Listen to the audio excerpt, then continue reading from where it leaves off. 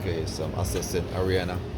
She hasn't done AutoCAD in about 4 or 6 months or so. I decided to restart with her. So we're going through the basics. She's in which grade are you in? Grade 4? Grade 3? Oh, how old are you? You're 8? Okay, so she's 8, she's in grade 3, and she's doing her setting up. So I'm actually assessing her. She's using that book. So she did so far. She has done open a drawing template, set her units, set her limit, set up her dimension setting. She's now doing her layers. She, so what she's doing here, she's using the book to